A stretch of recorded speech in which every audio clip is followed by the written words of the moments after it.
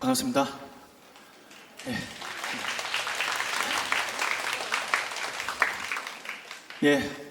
남자 화장실 위층 올라갔다가 바로 1층으로 내려갔다가 다시 이렇게 뛰어 올라온다고 좀 숨이 좀 찼습니다. 한국교회 이 주일학교 이 산 증인이시고 참 엄청난 참 많은 정말 민족의 믿음의 영웅들을 길러내신 우리 선생님들을 뵈니까 굉장히 숨이 찹니다. 뛰어서 숨 찬 건 아닙니다. 하여간 이렇게 만나 뵙게 돼서 너무나 반갑고요. 마치는 시간이 그 4시 20분이죠? 네, 마치는 시간은 제가 무조건 지키도록 하겠습니다. 재미없이 강의를 하는 거를 용서를 하셔도 시간 오버한 거 용서 못 하시더라고요. 3년 전에 가서 강의를 했던 곳에서 어떤 선생님이 목사님 그때 막 열받아가지고 막 20분 더 하셨죠? 오늘 몇 분 하실 거예요? 라고 이렇게 하셔가지고 상처를 받았어요. 그래서 여러분 하나님 그만하겠습니다 라고 이렇게 마치면 안 되겠죠. 그렇게 하지는 않겠지만 하여튼 썰렁하니까 바로 시작하겠습니다. 그러면 PPT 한번 띄워주십시오.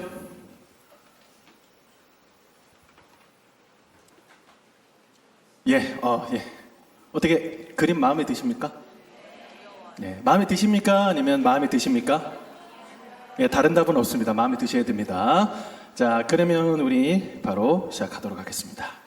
우리 성경 말씀 다 같이 한번 읽었으면 좋겠어요. 아시는 분들도 많이 아시겠고, 특별히 저는 개인적으로 이 말씀을 아주 좋아하거든요. 그래서 고린도전서 4장 15절, 16절 말씀을 다 같이 읽도록 하겠습니다. 시작. 그리스도 안에서 1만 스승이 있으되 아버지는 많지 아니하니 그리스도 예수 안에서 내가 복음으로써 너희를 낳았음이라. 그러므로 내가 너희에게 권하노니 너희는 나를 본받는 자가 되라. 아멘. 아주 훌륭한 글귀, 훌륭한 책에 써져 있는 훌륭한 글귀가 있어가지고 제가 이제 한 단어만 바꿔서 가지고 와봤습니다. 읽어드리도록 할게요. 어떤 마음을 품고 교사를 하는가는 중요한 것 같습니다. 개혁자의 마음을 품고 섬기면 모든 사람들이 다 개혁의 대상이 됩니다. 선생의 마음을 품고 교사를 하며 모든 사람들이 다 가르침의 대상이 됩니다. 경영자의 마음을 품고 교사를 하며 모든 사람들이 다 평가의 대상이 됩니다. 그러나 아버지의 마음을 품고 교사를 하면 모든 사람들이 다 사랑의 대상이 됩니다. 글귀가 멋있습니까? 아니면 멋있습니까? 다른 답은 없습니다. 멋있어야 됩니다. 이 훌륭한 글귀가 써져 있는 책이 어떤 책이냐? 제가 쓴 책입니다. 물론 저도 부분을 인용을 했고요. 여기에 보니까 저는 마지막 부분이 좀 중요한 것 같아요. 어떤 마음을 품고 그 사람을 보는가에 따라서 그 대상이 달라진다는 거예요. 우리가 보통은요, 그 대상한테 뭔가가 달렸다고 생각을 하거든요. 얘는 싹스가 노래, 얘는 싹스가 펄해, 얘는 더 배워야 돼, 또 안 배워도 돼. 그 대상한테 뭔가가 달렸다라고 얘기를 하는데, 대상을 바라보는 사람의 마음이 어떠한가에 따라서 개혁의 대상이 되기도 하고, 평가의 대상이 되기도 하지만 사랑의 대상이 된다라고 하는 것이죠. 제가 굳이 이 얘기를 안 해도 될 것 같아요. 코로나가 끝나고 나서 이 전문가들이 주일학교에 대해서 이러쿵저러쿵 많이 전망들을 하는데요.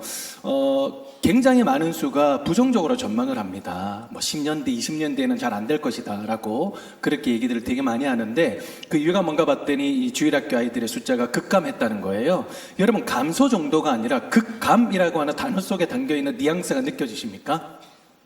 그리고 두 번째는 기독교 교육의 전수가 잘 되지 않고, 그러다 보니 사사기 2장 말씀에 보면 이 신앙의 바톤을 이어받는 다음 세대가 아니라 바알 앞에 절하고 무릎 꿇고 우상 앞에 절하는 이 다른 세대가 태어나는 것 같다라고 자주 섞인 전망들을 하시는 것 같습니다. 이렇게 부정적인 전망들을 할 때 함께 세트처럼 따라 나누는 게 있는데, 그게 뭐냐면 누구의 책임이냐라고 하는 것이죠. 한 3가지 정도로 좀 요약을 할 수 있는데, 첫 번째는 이제 시대에 뒤떨어진 프로그램 때문이다라고 이야기를 하시는 분들이 제법 있습니다. 그러니까 세상을 주도하는 정도까지는 바라지는 않는데 이렇게 뒤처져서 되겠느냐라고 이야기를 하시는 분들이 제법 많이 있고요. 그리고 두 번째는 재미가 없다 라고 이야기를 많이 하십니다. 교회를 봤을 때 좀 재미가 있어야 되는데 이렇게 재미없어서 되겠느냐라고 이야기를 많이 하는 것이죠. 제 설교를 듣는 이 한 30분 동안의 설교를 듣는 아이들의 표정들을 보면요, 특히 남자아이들의 표정은 어떻느냐, 재입대하기 직전의 표정입니다. 뭐 어떤지는 모르겠 하여튼 짜증나고 분내고 화나고 이런 표정이 막 드러나 있거든요. 근데 넷플릭스 유튜브 보는데요, 3-4시간을 은혜로운 표정으로 보고 앉아 있어요. 이게 뭐냐면 재미라고 하는 요소이거든요. 그래서 어떤 분이 이런 얘기를 해요. 재미없이 공과를 진행을 하는 것은 그거는 무능한 게 아니라 죄다 라고까지도 얘기를 하시는 분들이 계세요. 요즘 주일학교 다른 거 없어요, 여러분? 예? 배는 부르게 설교는 짧게, 공과는 더 짧게, 공과 공부는 더 짧게 라고 그렇게 얘기를 하는데, 저는 전적으로 반대입니다. 그런 부분에서. 자, 세 번째는 양질의 온라인 콘텐츠를 잘 만들어 가지고 배포를 해야 된다라고 이야기를 하는 것이죠. 제가 총회에서 이 공과를 만들고 그럴 때 전국에 계시는 우리 목사님들이 전화를 하셔가지고 좀 이 어플 잘 개발을 하고 그리고 영상 잘 만들어서 아이들에게 배포하면 좀 좋겠나 라고 갈구시는 분들이 제법 많이 있었거든요. 그래서 이 공과를 만드시는 분들은 원형 탈모가 많이 오세요. 스트레스를 많이 받으셔가지고. 자, 여러분, 제가 질문을 던져드리겠습니다. 주일학교의 진짜 위기라고 하는 것이 아이들의 숫자가 급감하고 더 이상 우리에게 귀를 기울이지 않고 다른 세대가 되어가는 것이 진짜 위기라고 생각하십니까? 포인트는 진짜에 있습니다. 그러면요, 아이들에게 재미를 주고 시대를 주도하는 프로그램을 만들어서 선사를 하고 영상 콘텐츠를 잘 만들어서 배포를 하면 그러면 아이들은 진짜 예수님을 따르는 예수님의 제자가 될 수 있겠네요. 지금 여러분 표정이 어떤지 아세요? 아리송하시죠? 우리가 가지고 있는 이 문제의식이 이 문제 제기라고 한다면 성경에도 좀 비슷한 문제 의식을 가지고 문제 제기를 하는 교회가 있을까 한번 돌아봤으면 좋겠어요. 왜냐? 그 교회를 향한 진단과 처방이 무엇인가를 안다면 우리에게도 한번 적용을 해볼 수 있지 않을까라고 하는 생각 때문인 것이죠. 그게 바로 우리가 읽었던 말씀인데요. 진단이 뭐였냐면 그리스도 안에서 1만 스승이 있었대요. 없었던 것이 아니래요. 그러니까 오늘날 우리에게 적용을 해보면 프로그램 있었고요, 재미가 있었고요, 영상 있었다는 거예요. 실제로 있었다는 게 아니라 많았다는 거예요, 교사들이. 그런데 뭐가 없다고요? 아버지는 많지 아니하니 라고 말씀을 하지 않습니까? 그러면 그 병명에 대한 이 처방이 뭐였습니까? 다른 한마디로 영적 부모 한 사람이 필요하다라고 하는 것이죠. 그래서 사도 바울 선생님의 말씀을 보면, 하나님 말씀을 보면 사도 바울이 그 수제자인 디모데를 지칭을 할 때 굉장히 특이한 단어가 나옵니다. 뭡니까? 나의 제자 보다 나의 아들이라고 얘기하잖아요. 피 한 방울 섞이지 않았어요. 그런데 이 자기의 정체성에 대해서는 확실한 것이죠.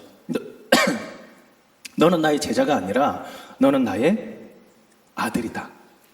너는 나의 딸이다. 라고 하는 자기 정체성이 확실했다는 것이죠. 자, 그래서요, 우리가 끊임없이 던져야 되는 질문이 뭐냐면, 우리는 영혼들에게 1만 스승 중에 한 사람인가? 아니면 영적 부모인가? 라는 질문을 우리가 끊임없이 던져야 된다는 거죠. 왜 그러냐면 우리는 1만 스승 중에 한 사람이 아니라 바로 영적 부모로 우리를 불러주셨기 때문인 것이죠.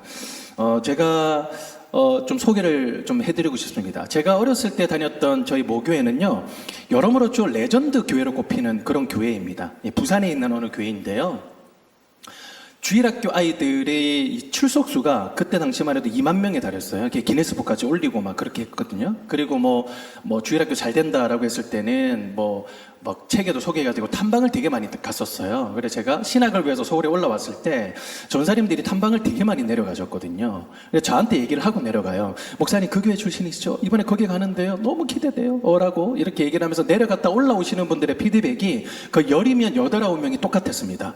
뭐라고 그랬냐면 끔찍했다라고 얘기하고요. 또 어떤 분은 차비가 아까웠다. 서울에서 부산까지 내려가니까요. 그리고 그런 교회가 있으면 안 된다라고까지도 얘기를 했었어요. 근데 그런 얘기를 들었을 때 이유를 따져 묻지 않았습니다. 왜냐하면 제가 어렸을 때만 해도 그 교회 하면 뭔가 좀 끔찍한 것이 몇 가지가 있었어요. 교회 정문을 이제 딱 들어서잖아요. 그러면 검은 원피스를 입고 계시는 여전도사님들이 한 줄로 다 도열해 계세요. 한 손에는 뭐를 들고 계시느냐? 자를 들고 계시는 거예요. 이분들이 뭐를 하실까요? 들어오는 여성분들의 치마 길이를 재셨어요. 무릎 위로 몇 센치가 올라오잖아요. 그럼 바로 부르릉이 떨어지는 거예요. 집사님, 바지 갈아입고 올 거야? 아니면 지옥 갈 거야? 선택하세요. 그럼 예, 바지 갈아입고 오겠습니다. 또 어떤 분은 집에 가면 3시간 걸립니다. 사무실로 가보세요. 바지 쌓여 있으니까. 예? 여러분, 늦게 가면 늦게 갈수록 뭐가 없을까요? 황금 사이즈가 없잖아요. 그러니까 이렇게 길게 늘어져 있고 허리춤을 이렇게 잡아가지고 청청걸음으로 걸어 올라가는 모습이요. 아직도 선해요. 그 여전도사님 중에 한 분이 저희 어머니셨거든요. 자로 굉장히 많이 맞았습니다, 제가. 네. 본당에 딱 들어서잖아요. 강대상을 중심으로 해가지고 장의자가 딱 반으로 갈려 있어요. 어떻게 갈려 있을까요? 남성석, 여성석이 따로 분리가 돼 있는 거예요. 남자는 무조건 남성석, 여자는 무조건 여성석에만 앉으셔야 되는 거예요. 저희가 딱 뒤에서 보잖아요. 그러면 정확하게 반으로 딱 갈려 있습니다. 그래서 우리들끼리는 이게 홍해의 기적이다. 저희도 그렇게 했었거든요. 그런데요, 아무리 사랑하는 부부라도 예배 시간은 서로 떨어져서 앉아야 되는데, 여러분 아시잖아요. 이 늦게 왔는데 자리가 없으면 바로 옆자리 못 앉지 않습니까? 어떤 분은 대각선 제일 끝자리, 어떤 분은 대각선 끝 앞자리 여기 앉으셔야 되는 거예요.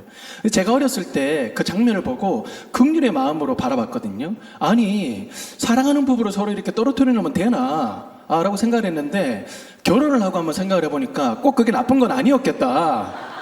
교회에서 보면 그렇게 갈굼 드시는 남편분들이 많으시더라고요. 복도에서 졸지 말라 그랬잖아요. 휴대폰 보지 말라 그랬잖아요. 이렇게 코너 있다 보면 안녕하세요 집사님, 샬롬 목사님, 뭐 그러는 경우들이 되게 많아서서 아마 적용을 해봐도 되겠다라고 생각이 되는 것이죠. 그리고요, 전도사님이 설교를 하시는데 좀 이상했어요. 제 고정 자리가 제일 앞자리였거든요. 그런데 아이들과 아이 컨택을 한 번도 안 하셨습니다. 아이 컨택을 한 번도 안 하시고 그냥 설교 원고를 있는 그대로 처음부터 끝까지 다 읽으시는 거예요. 하루는요, 제가 한번 세봤어요. 얼마나 아이들과 아이 컨택을 하시냐. 가장 많이 하는 주가 3번 정도. 그것도 아이들이 너무나 사랑스럽고 너무나 궁금해서 이렇게 보시면서 하시는 것이 아니라 이렇게 설교 원고를 보다가 뒤에서 으아!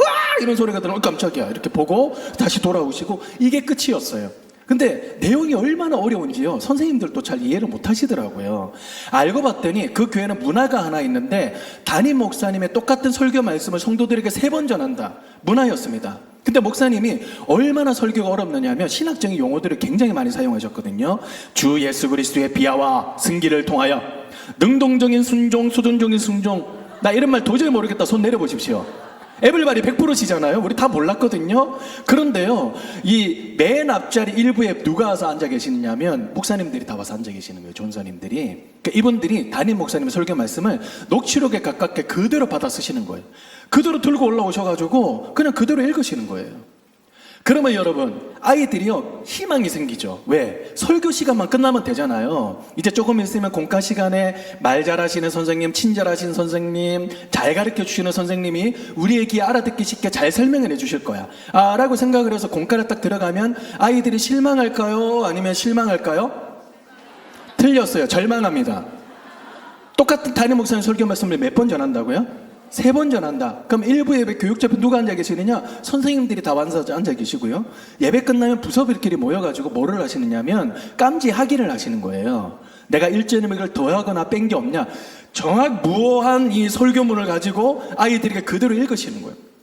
찬양 시간은 너무나 즐겁지 않습니까? 특히 어린 아이들일수록 막 율동하고 찬양하면 너무 즐겁잖아요. 근데 그 시간에 그 어린이 찬송가 그때 당시 있었어요. 율동, 월습 이런 것들이 있었습니다. 그 1절 못 부르게 하고요. 어른 찬송가만 부르게 하시는데 그게 나쁜 건 아닙니다. 나쁜 건 아닌데 어른 찬송가 중에서도 매운맛만 하시는 거예요. 보통의 경우에. 그리고 유치부 아이들이 앉아서 어떤 찬송가를 부르냐면 고통의 멍에 벗으려고 낭낭한 목소리로 박수치면서 이렇게 찬양을 하거든요. 여러분, 애들이 고통이라는 것을 알까요? 만약에 이 자리에 유치부 아이가 앉아 들으면 자존심이 상할 수 있겠죠. 목사님, 우리 맘무시 아십니까? 예? 우리도 고통합니다. 예? 어린이집 유치원가는 어디 쉬운 줄 아세요? 예? 엄마 잔소리 1시간 들어보세요. 귀에서 피가 납니다 그냥. 이라고 얘기하면 저는 할 말이 없겠지만, 멍해라는 단어를 알까요? 이 찬양할 때요, 메들리처럼 함께 붙여서 하는 찬양이 있는데 그게 뭐냐면 무거운 짐을 나 홀로 지고 견디다 못해 쓰러질 때. 여러분, 이거 애들에 대한 학대 아닙니까? 애들이 짊어지고 가는 짐이 얼마나 무거웠으면 견디다 못해 쓰러지게 내버려 둡니까? 뭐 벽돌 이고 지고 가게 만듭니까? 그리고요, 부서별로 명물 선생님들이 한 분씩 계셨어요. 설교 시간에 막대기를 들고 휘젓고 다니시는 선생님이신데 뭐를 하시냐면 떠들거나 누군가를 괴롭히거나 소리를 지르면 가서 머리를 뽁 하고 내려주시는 선생님이세요. 근데 그 막대기가 대나무 막대기거든요.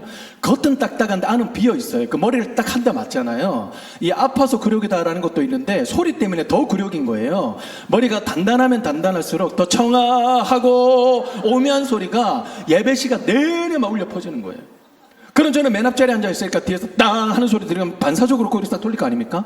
근데 양옆에 계시는 선생님이 앞으로 봐 그래요. 싹 돌리면 앞으로 봐, 앞으로 봐. 이거 몇 번을 해야만 예배가 끝나요. 마당에 아이들끼리 모여가지고 3, 4 모여서 은혜를 나누는 거예요. 내가 오늘 말씀을 통해서 새 삶을 결단했어. 내가 하나님을 만났어. 라고 얘기하는 애들은 단 한 명도 없고요. 야, 나 오늘 3대 맞았다? 나는 더블 6대야. 나 2자릿수 나왔다? 서로 맞는 경쟁을 하는 그 다음 주에는요, 주여 말씀하시옵소서 이게 아니라 주여 내려치시옵소서 더 떠들고 더 싸우고, 이런 광경을 1시간 반 내지는 2시간 동안 보고 계신다고 생각을 해보십시오. 얼마나 끔찍하시겠어요?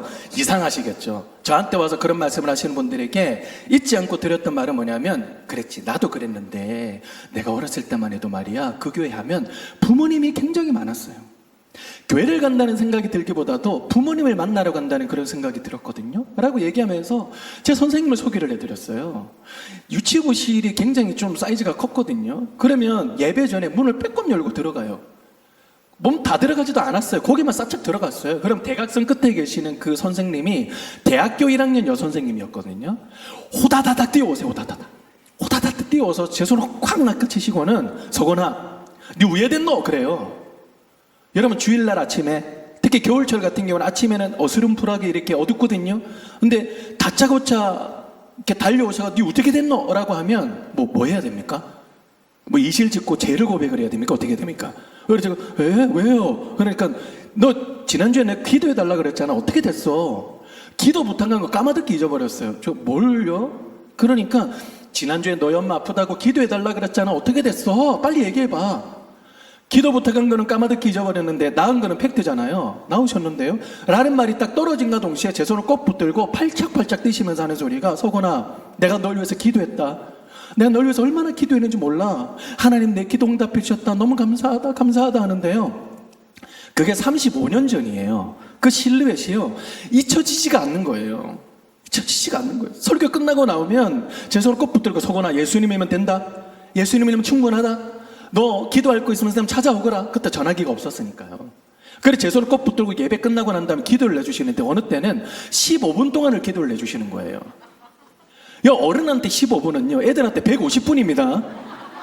빨리 나가가지고 이 연탄불에 이 쫀득이 구워 먹어야 되잖아요. 저랑 비슷한 세대를 사신 것 같은 분들이 왜 공감? 여러분들은 뭐 인덕션에 구워 드셨어요?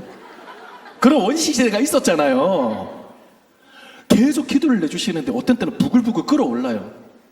그러면 이제 나오잖아요. 그러면 그분에서 심장에서 울려 퍼지는 뭔가가 맞잡은 손과 손에 이어서 제 심장까지 흘러와서 흘러가는 느낌이 드는 게 아니라 고이는 듯한 느낌이 들어요. 그러면 나올 때 부모님을 떠나는 듯한 딱 그런 느낌이 드는 것이죠. 여러분, 대학교 1학년 여선생님이에요. 죄송한 말씀입니다만은 제 입장에서 보면 어린 애예요.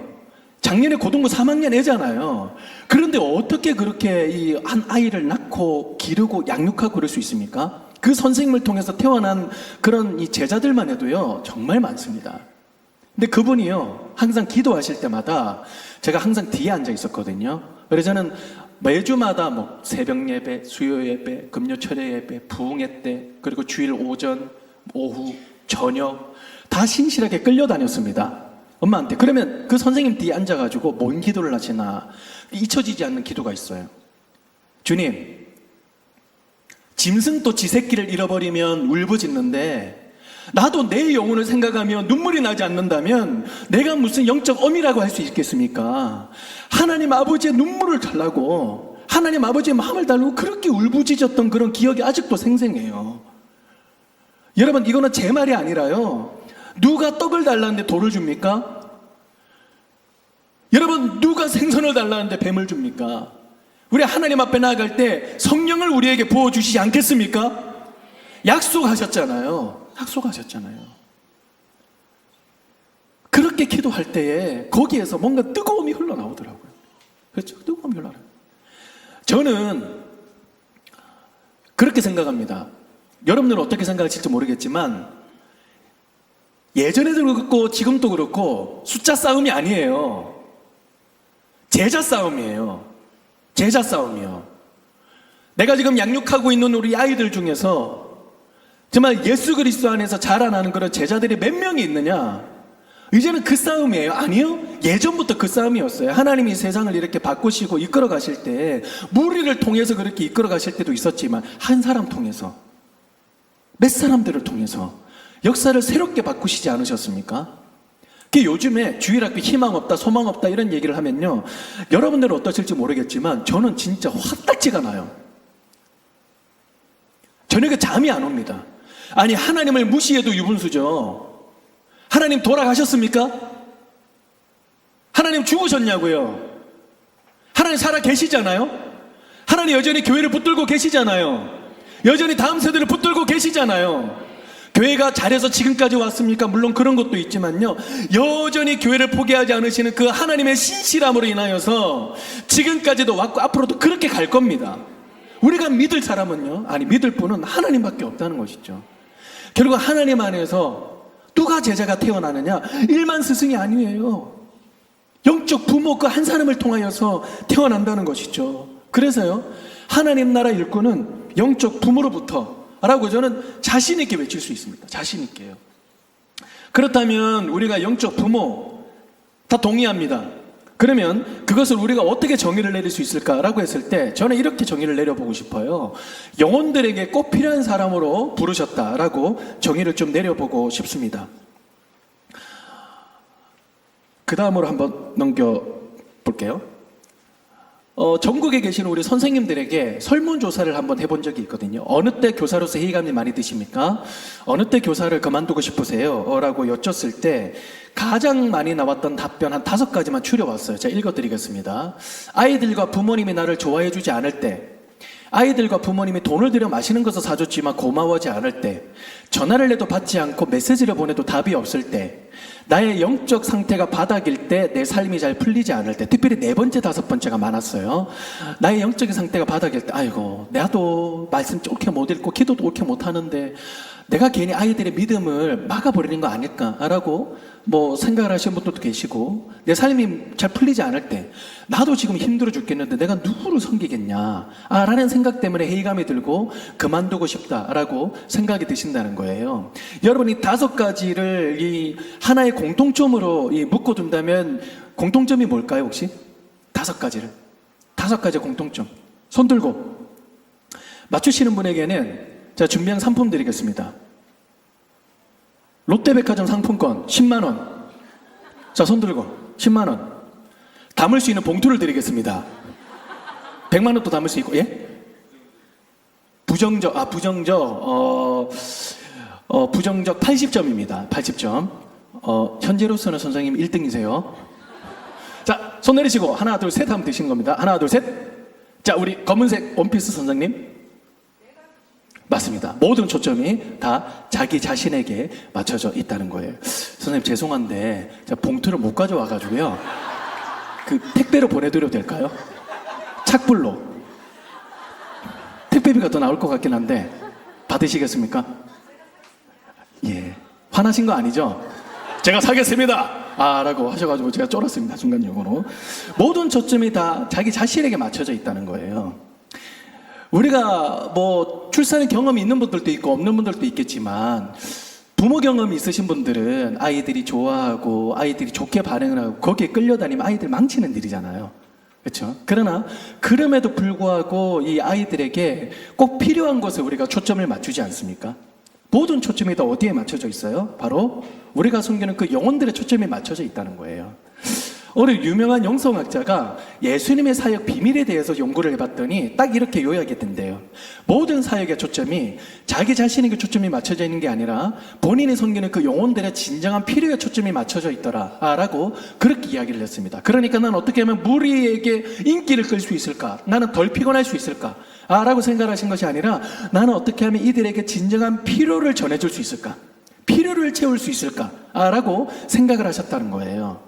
제가 대구에 집회가 있어가지고 KTX 타고 딱 내려가고 있었는데요, 내려가기 전에 초미의 관심사가 뭐냐면 내 옆에 누가 앉을 것이냐, 이게 초미의 관심사입니다. 정확하게 말씀을 드리면 제 또래의 이 남성분은 안 앉으셨으면 좋겠다 라는 게 제 솔직한 심정이에요. 이게 왜 그런가 봤더니 제 또래의 남성분이 앉으시면요, 희한하게 미묘한 신경전이 있어요.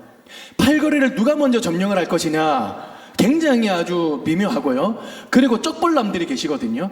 그러면요, 이 쩍벌남으로 이렇게 무릎을 딱 펼치고 가시면 저는 쭈구리를 해서 2시간 동안 가야 돼요. 선 넘네 이러면서 2시간 동안 가야 되거든요. 근데 그날따라 그렇게 하지 않았으면 좋겠다라고 하는 분이 반대로 이루어지더라고요. 남성분이 앉으시는데 제가 팔걸이를 먼저 걸고 있었어요. 앉으시면서 제 팔을 밀어내시더라고요. 뭐 싸우자는 거예요, 뭐야. 그리고 쩍벌남 팍 밀어가 무릎에 부딪혔습니다. 담배 냄새가 훅 하고 오는 거예요. 2시간 넘게 그 길을 가야 되는 거예요. 오늘 험난하겠다.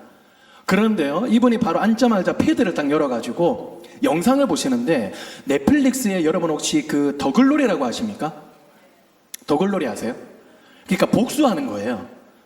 좀 늦게 보셨던지 더글로리를 보시더라고요. 근데 귀가 안 좋으신지 헤드폰을 쓰셨는데 그 볼륨을 이빠이, 죄송합니다. 일본어서 죄송합니다. 최고로 올려가지고 들으시는데 소리가 다 들려요. 그러니까 클라이막스를 보고 계시는데 옆에 앉아 쭈구리로 이렇게 가고 있는데 옆에서 어떤 소리가 들리냐면 죽어! 막 이런 소리가 들리는 거예요. 그래서 담배 냄새 훅 하고 들어오고, 주님 어떻게 하면 좋겠습니까? 주님 어떻게 하면 좋겠습니까? 지혜를 주셨는데 말씀을 읽으면서 내려가자 라고 굳이 옆에 있는 사람 죄송합니다. 얘가 이렇게 해가지고 성경책 꺼내가지고요, 성경책 이렇게 딱 이렇게 펼치면서 가고 있었습니다. 근데 때마침 제가 보고 있었던 구절이 어떤 구절이냐면 요한복음 13장 1절이에요. 여러분 그 구절이 어떤 구절이죠? 예수께서 유월절 전에 이 세상을 떠나 아버지께로 돌아가실 때가 이런 줄 아시고 자기 사람들을 사랑하시되 끝까지 사랑하시니라 라는 말씀이잖아요. 제가 그 말씀을 딱 보는데요, 제 눈에 이 눈물이 후루룩 흐르는데 진짜 고장난 수도꼭지가 된 것처럼 눈물이 콸콸콸콸 흐르는 거예요. 그리고 나중에는 호흡이 안 될 정도로 들숨날숨 엉키면 어떻게 되는 거 아시죠? 막 이렇게 되잖아요. 더 심각한 사람은 제 옆에 앉은 그 사람입니다. 갑자기 옆에 정장 입은 어떤 사람이 갑자기 일어나 성경책을 뭐 이렇게 꺼내더니 성경책을 펼치면서 엉엉 우는 거예요. 이게 숨이 막혀가지고 이렇게 막 호흡이 안 될 정도로. 그러니까 이 사람 계속 이렇게 보더니 경건하게 패드를 딱 덮더라고요. 그러면서 이렇게 헤드폰을 딱 빼고요, 그 다음에 등받이에 등을 경건하게 붙이면서 이러면서 자고 가더라고요. 그래서 제가 옆에서 뭐라고 그랬냐면, 주님 말씀으로 무찔렀나이다. 여러분 제가 왜 그 줄에서 눈물이 났을까요? 예수께서 유월절 전에 이 세상을 떠나 아버지께로 돌아가실 때 그때를 아셨대요. 여러분 그때가 어떤 때입니까? 곧 있으면 로마 병사들에게 잡혀가지고 뺨맞음을 당하고 침뱉음을 당하고 수모를 당하고 십자가에 돌아가실 거라는 것을 예수님 알고 계셨다는 거예요. 여러분 우리는 모르기는 모르되 그 길을 알면 절대 못 걸어갑니다. 공포의 길은요. 우리 청년분들 손 들어보세요. 청년분들, 좀 의심되는 분들도 손 드시는 것 같은데, 우리 남자 청년 손 들어보세요. 남자 청년, 군대 갔다 오신 분. 군대 갔다 왔어요? 근데 왜 육군 티셔츠 입고 있어요 지금? 편해서. 군대 갈 예정이에요? 아니면 갈 예정? 거기 가면 죽으라고 입을 것 같아요. 편해서 지금부터 입고 있으면 참. 하여튼 자, 군대 다녀오신 남성분들 손 들어보세요. 여기는 신의 아들들만 있습니까? 손 들어보세요. 손 들어보세요. 손 들어보세요. 우리 선생님 맞으시죠? 선생님은 군대 갔다 오셔가지고 다시 끌려가는 악몽을 꾸셨어요? 아니면 꾸셨어요? 협조해 주십시오. 꾸셨죠? 우리는 모를 때는 그냥 끌려가는데요, 알면 절대 못 걸어간다. 하다가 끌려가는 건 괜찮아요. 아는데 그 길 절대 못 걸어갑니다. 근데 예수님은 그 길을 걸어가셨다잖아요. 절대 못 걸어가요. 저도요, 군대 제대하고 1년 동안 다시 끌려가는 꿈을 1년 동안 꿨거든요. 왜냐면 제가 원래 군대를 안 가도 되는데 그 법이 바뀌어가지고 27살에 짝대기 하나 달고 끌려갔어요. 저보다 7살 어린 애들이 다 선임이더라고요. 맞기도 하고 욕먹기도 하고 욕설도 많이 듣고 그랬어요. 여러분 중학생이 유치원한테 맞는다고 생각을 해보세요. 네? 1년 동안 정말 끌려가는 그 자체가 악몽인 거예요. 근데 예수님은 그 길을 걸어가셨어요. 그리고 자기 사람들을 사랑하셨대요. 자기 사람들을 좁혀보면 어떤 사람들이에요? 제자들이죠. 다 예수님 잘 따르는 사람들이에요? 아니죠. 그 중에 한 사람은요, 팔아넘길 사람이고요. 은 20개로 팔아넘기잖아요. 그렇죠? 그리고 수제자라는 사람은 부인하고 저주까지 할 거고요. 다 애벌발이 다 도망갑니다. 예수님 그거 모르셨어요? 예언하셨잖아요. 근데 끝까지 그 길을 걸어가셨습니다. 여러분 왜 그렇습니까? 왜 그래요? 그 길이 그 제자들에게 꼭 필요한 길이기 때문이죠. 꼭 필요한 길. 우리 억울한 건 못 참거든요. 나 억울하게 하지 마. 못 참아. 건들지 마. 억울하게 하지 마. 라고 그렇게 얘기를 많이 하시는데 예수님은 죄가 하나도 없으셨어요. 제가 이 학교에서 아이들 성경 가르칠 때요, 어떤 여학생이었어요. 좀 예민한 친구였는데 제자 훈련을 시키는 중에 하나님이 어떤 분이야 돌아가면서 나누는 시간이 있었거든요. 애가 저한테 시비를 걸다시피 하면서 하나님 저 싫어요 그러더라고요. 하나님 불공평하대요. 이유를 한번 물어보자 라고 하니까 이제 걔랑 라이벌인 여학생이 있나 봐요. 근데 자기를 가만히 보니까 자기는 물만 마셔도 살찌는 체질이래요. 근데 걔를 가만히 보니까 먹고 싶은 거를 다 먹는데 살이 안 찌는 체질이래요. 제가 걔를 가만히 관찰을 해봤거든요. 걔는 물만 마시는 게 아니라 머리를 물처럼 먹어요. 귤을 한 박스 갖다 놓고 다 먹더라고요.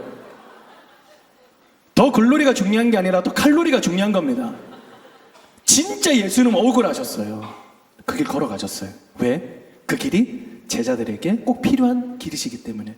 그래서 17장 보면 예수님이 기도 나오잖아요. 여러분 그럴 때 막 저주하시거나 아니면 제자들 내가 어떻게 길렀는데 막 한숨을 쉬시면서 그렇게 하는 경우가 있습니까? 아닙니다. 모든 기도의 초점이 다 어디에 맞춰져 있어요? 제자들에게 맞춰져 있잖아요. 이제 아버지께로 나는 가거나 남아있는 제자들을 위하여 부여오니 그들을 진리로 거룩하게 하옵소서. 아버지의 말씀은 진리니이다. 모든 기도의 초점이 다 제자들에게 맞춰져 있는 거예요.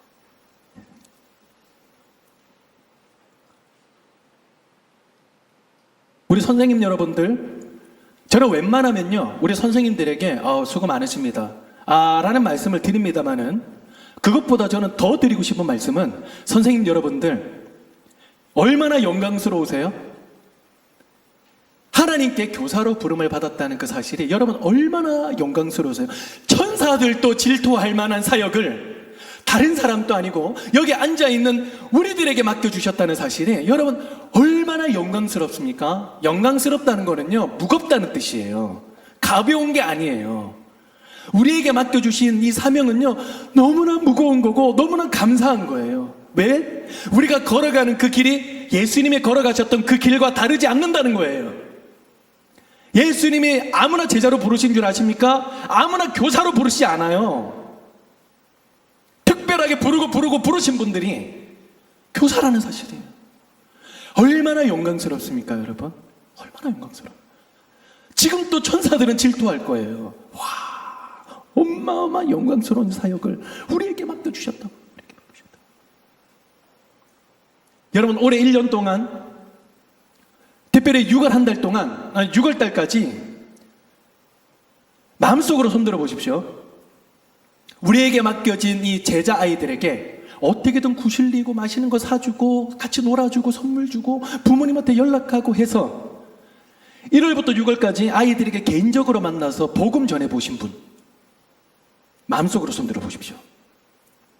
4학년이든 변도폭발이든 뭐든 개인적으로 만나서 복음 전해 보신 분.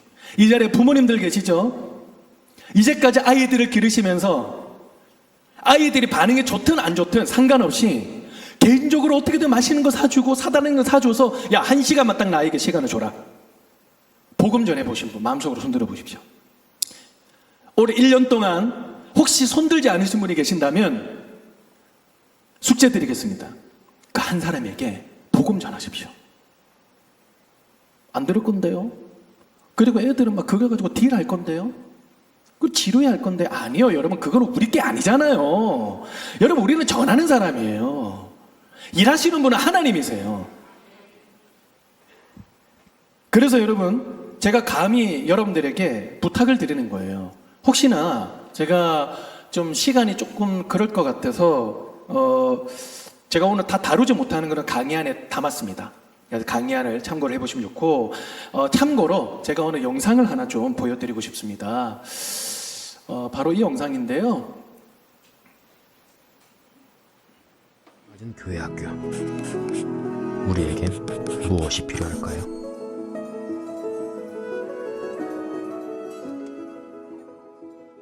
주일 아침 예쁜 앞치마를 맨 선생님들이 아이들을 맞을 준비에 한창입니다.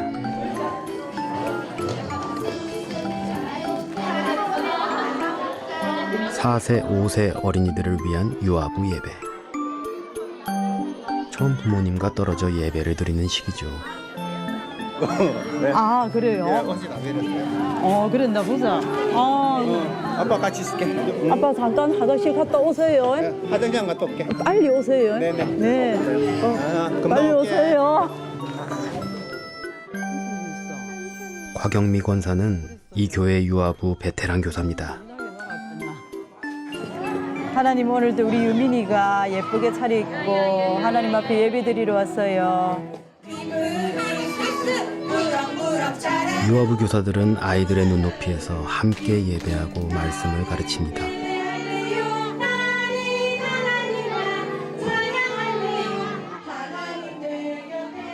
곽영미 선생님은 19년째 아이들을 섬기고 있죠.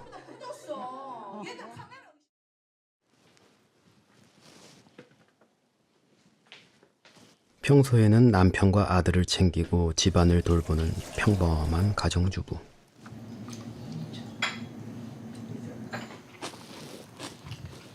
사실 그녀가 오랜 시간 유아부에 헌신할 수 있었던 데는 특별한 이유가 있었습니다.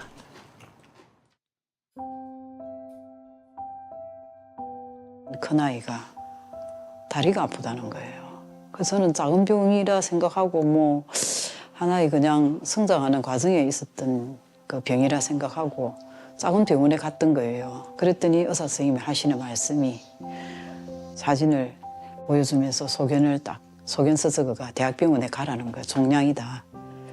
뼈암, 골육종. 가장 그 암이 독한 암이다더라고요. 첫째 딸 소연이는 밝고 건강한 15살 소녀였습니다. 하지만 갑작스런 암발병으로 소연이와 가족의 평온했던 일상은 한순간에 무너졌죠. 고통이 심해가지고 계속 진통제를 달라고 할 때, 밤낮으로 달라고 소리를 지를 때 하나님 어디 계시노? 하나님 계시면 내가 15살까지 살았 내가 무슨 죄가 많다고 이런 병을 겪어야 되노? 투병을 이어가던 소연이는 결국 하나님 품으로 떠났습니다. 자식을 가슴에 묻은 채 슬픔 속에 잠겨있던 곽영미 선생님을 위로한 건 딸이 남긴 마지막 일기장이었습니다. 천국에서 만나자고. 눈물도 고통도 아픔도 없는 천국에서 엄마 아빠와 동생 가족들을 만날 것을 기대하고 가겠다고 어릴 때 선교원에 제가 보냈거든요. 그러면서 거기서 이제 복음을 들었던 거예요. 천국 가는 길은 믿음으로 가는 나라, 돈으로 가는 나라도 아니고 그때 들었던 그 복음이 야애한테 이제 작동하기 시작한 거예요. 저한테 오히려 자기는 천국에 유학 간다고 했어요. 잠시 엄마 떨어져 있는 것 뿐이다. 내가 유학 갔다면 엄마 만날 수 있잖아. 그러면서 엄마가 오면 만날 거니까 그렇게 기다리겠다고. 저는 거기서 제 위로를 다 받았지요. 얼마나 마무리를 이쁘게 잘해주고 간지 모릅니다. 자, 선생님. 자, 겸이는 여기야. 아직 말도 잘 통하지 않은 어린아이들에게 복음을 가르치는 것이 과연 효과가 있을까 의문을 가지는 사람들도 있을 겁니다. 선생님이 스티커 줄 거야. 자, 이게 뭐야 이거? 이거 봐. 아까 우리 전도사님 이게 뭐였어? 물이 있어 없어? 자, 물이 없지? 알았지? 하지만 이해하지 못하는 것 같아도 아이들은 다 듣고 기억한다는 것. 이렇게 자꾸 그리고 천국의 소망은 어른아이 할 것 없이 모두에게 있어야 한다는 걸 그녀는 누구보다 잘 알고 있죠. 챙기게 해주세요.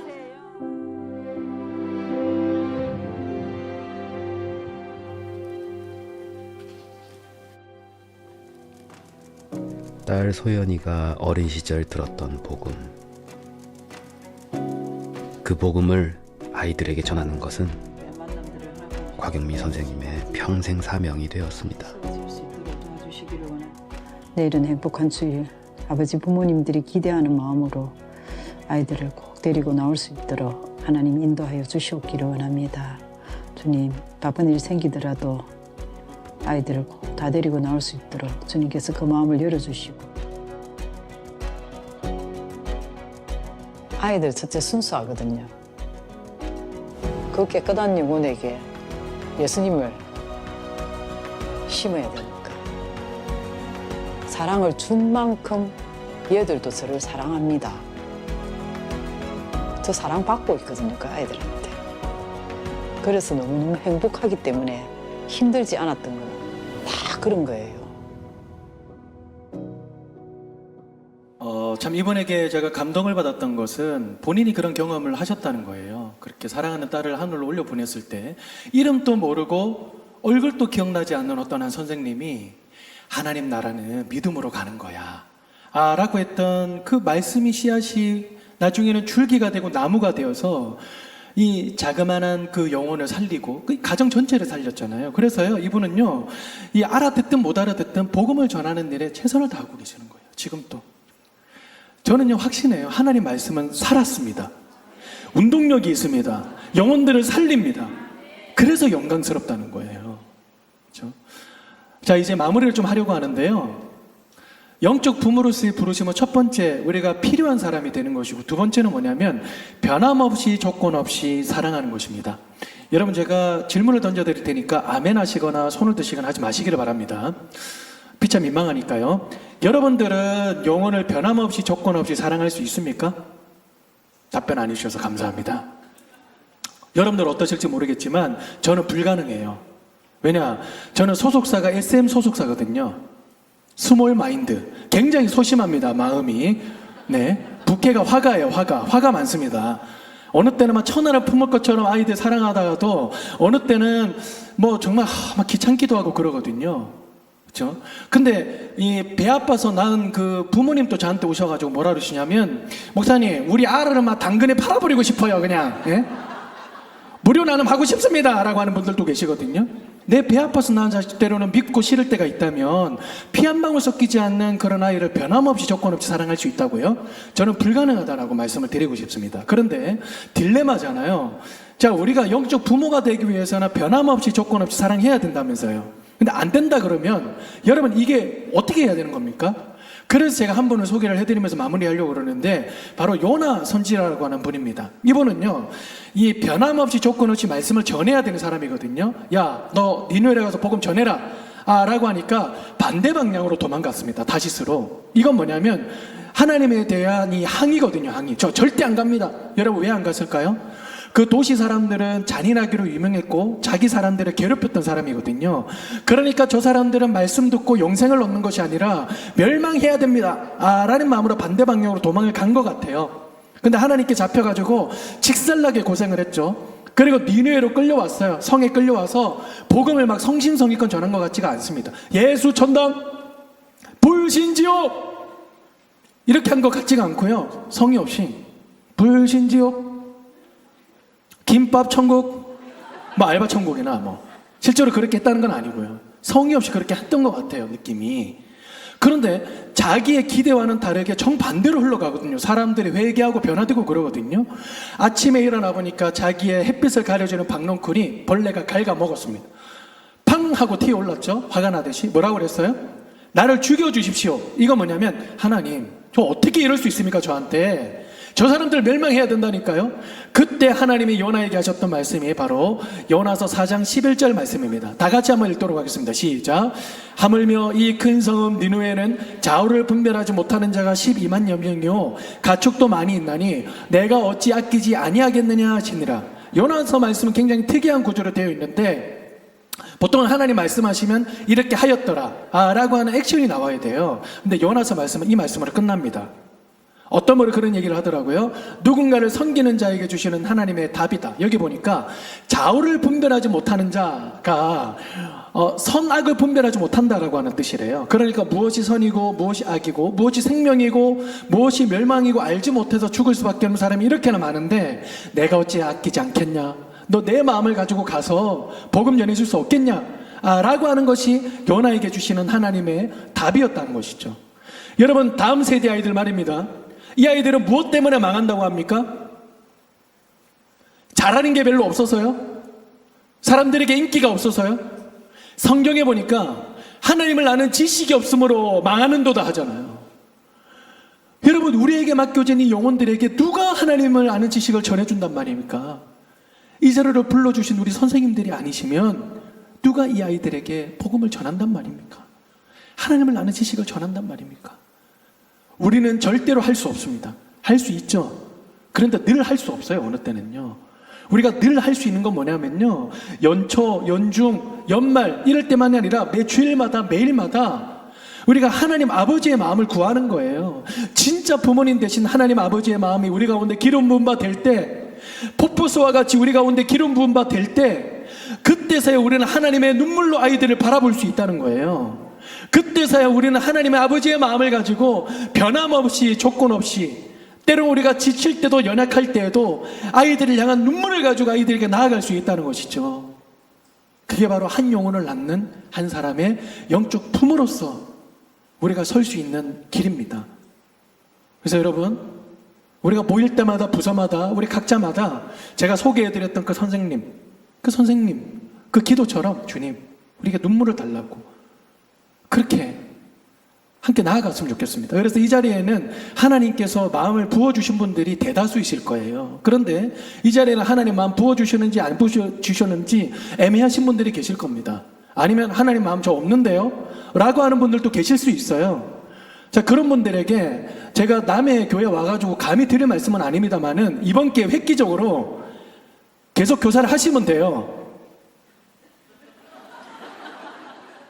그냥 하시는 것이 아니라 혈루증 여인이 예수님 옷자락도 한번 만져보겠다라고 하는 절박한 심정으로 하나님 마음 부어달라고, 성령 부어달라고 그렇게 기도할 때 하나님께서 이 영혼들을 살리실 줄로 믿습니다. 기도하겠습니다. 하나님,